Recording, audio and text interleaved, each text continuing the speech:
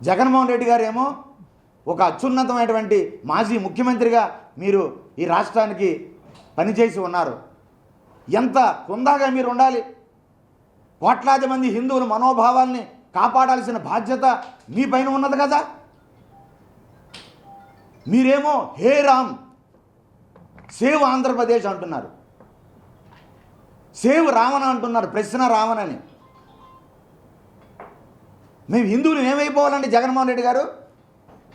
ఏమైపోవాలి? మేము ఏమి చేయాలనుకుంటున్నారు మమ్మల్ని మీ అందరూ కలిసి?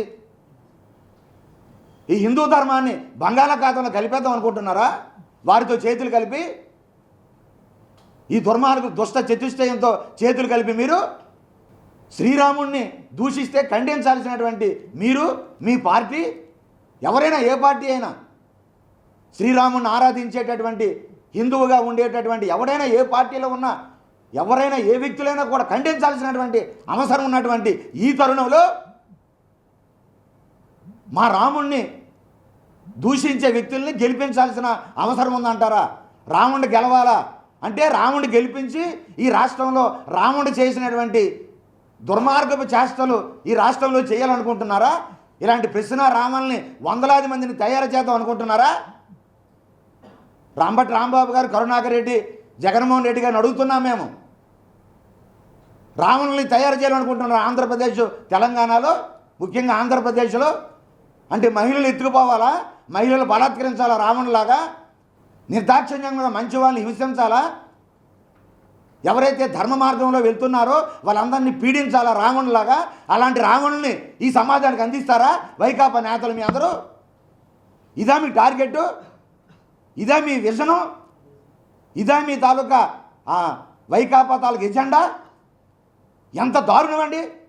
కాబట్టి దయచేసి మేము వైకాపాలో ఉండేటటువంటి హిందూ నాయకుల్ని మేము చాలా వినయంగా అడుగుతున్నాం, బాధతో అడుగుతున్నాం. మేమందరం కూడా ఎంతమంది హిందూ నాయకులు వైకాపా పార్టీకి మీ అందరందులో ఉండి కష్టపడి జగన్మోహన్ రెడ్డి గారిని మీరు ముఖ్యమంత్రి చేశారు. అధికారాన్ని చేపట్టడానికి ఎంతమంది హిందూ నాయకులు తోడ్పడ్డారు? మీ వెనక ఎంతమంది కోట్లాది మంది హిందువులు, లక్షలాది మంది హిందువులు ఓట్లు వేసి జగన్మోహన్ రెడ్డి గారికి అఖండ మెజారిటీ ఇచ్చారు 2014, 2019లో. మీరు ఇచ్చిన ఉపకారం ఇదా? మీరు చేస్తున్న నిర్వాహకం ఇదా?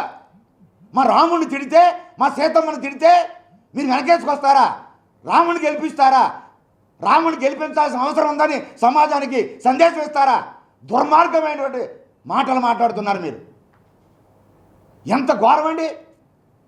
ఏం చేశారండి వైకాపాకి హిందువులు అన్యాయం?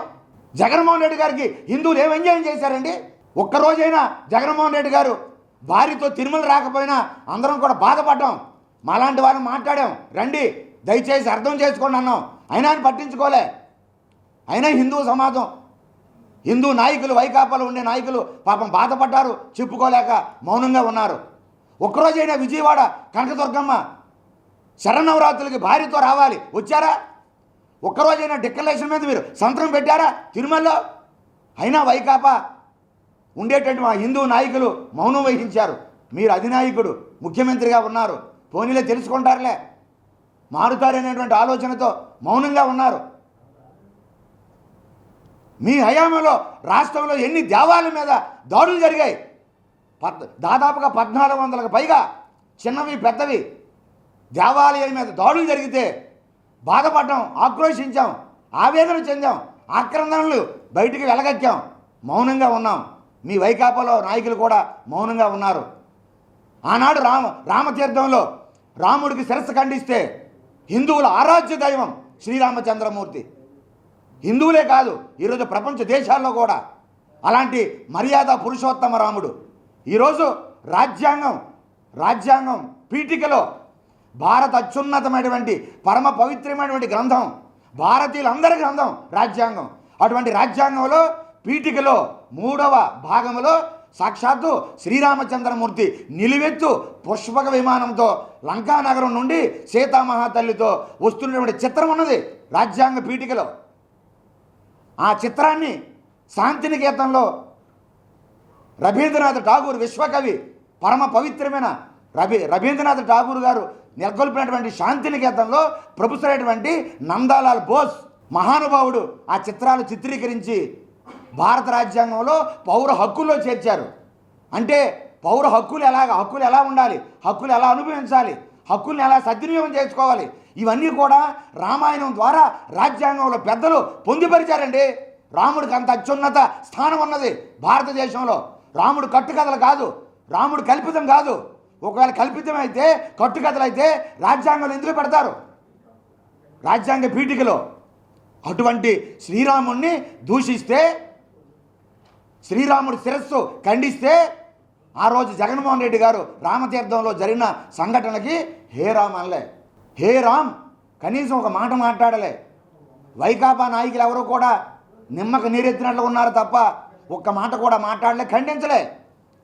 ఈరోజు జగన్మోహన్ రెడ్డి గారు హే రామ్ ఏమిటండి? ఎంత ఘోరం అండి, ఎంత మహాపాపం అండి, ఎంత అపచారం అండి. ఈరోజు హే రామ్ అంటే రాముణ్ణి తిట్టేటటువంటి జోసెఫ్ ఎలియాస్ ప్రశ్న రావణ్ రాముణ్ణి తిడితే హే రామ్ అంటారా జగన్మోహన్ రెడ్డి గారు? ఏమి ధర్మం అండి? అయ్యా, వైకాపాలో ఉండేటటువంటి నాయకులు, హిందూ నాయకుల్ని మిమ్మల్ని మేము ప్రాధేయపడి అడుగుతున్నామయ్యా, చెప్పండి, మీరైనా మాట్లాడండి అయ్యా, ఏమి ధర్మం అయ్యా ఇది? మేమేమి ఏ పార్టీకి మేము వ్యతిరేకం కాదు, కానీ ఈరోజు వైకాపా పార్టీ రాముణ్ణి తిడితే బుధాల మీద వేసుకొని మేము న్యాయ సహకారం అందిస్తాం, న్యాయ సలహాలు ఇస్తాం, మీకు ఏది కావాల్సి అది మేము సహకరిస్తాం. ఇంకా రాముణ్ణి తిట్టండి, హిందుత్వాన్ని తిట్టండి, సీతమ్మ వారిని అగౌరవపరచండి, ద్రౌపది అమ్మవారిని వెక్కిరించండి, భారత భాగవతాలను కించపరచండి అని మీరు బరితెగించి మాట్లాడుతూ ఉంటే ఎంత జుగుప్సాకరంగా మీ నాయకులు మాట్లాడుతూ ఉంటే, కరుణాకర్ రెడ్డి ఏమో ప్రశ్న రావణతో మీరు సమావేశాలా? అంబటి రాంబాబు పేరులో రాముడు ఉన్నాడు, మీరేమో ఇష్టానుసారంగా మాట్లాడతారా? అంటే ఇప్పుడు హిందువులు, ఒకసారి నేను మీడియా ముఖంగా మేము ప్రాధేయపడుతున్నాం హిందూ జాతిని, అయ్యా హిందువులందరం కూడా ఎప్పటికైనా కళ్ళు తెరవండి. జరుగుతున్నటువంటి పరిణామాల్ని ఇళ్లలో కూర్చోవడం కాదు. ఏమి హిందుత్వం మీద ఒక పక్క వాళ్ళు దాడులు చేస్తే, దుర్మార్గం కంటే మంచి వాళ్ళ మౌనం ఈ సమాజానికి చాలా చేటు అన్నారు పెద్దలందరూ కూడా. ఈరోజు హిందువుల మౌనం మనందరం కూడా పోనీలే అనుకుంటూ ఉంటే, ఈరోజు మన అస్తిత్వాన్ని కూడా నాశనం చేయడానికి కుట్ర చేస్తున్నారు వైకాపా నేతలు.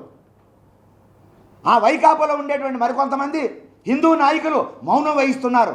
ఆనాడు కురుక్షేత్రంలో ఏదైతే ద్రౌపది అమ్మవారికి నిండు సభలో వ్యవస్థను చేస్తూ ఉంటే, ఆ రోజు భీష్మాచార్యుడు, కృపాచార్యుడు, అశ్వత్థామ, ద్రోణాచార్యుడు ఇలాంటి మహానుభావులు ఎలా మౌనం వహించి చూశారో, ఈరోజు హిందూ ధర్మానికి వలువలు విప్పేస్తుంటే, హిందూ ధర్మాన్ని మంట కలుపుతుంటే, మన హిందువులందరూ కూడా హిందూ వైకాపాలో ఉండేటటువంటి హిందూ నాయకులు మౌనం వహిస్తున్నారు. ఇది చాలా బాధాకరం.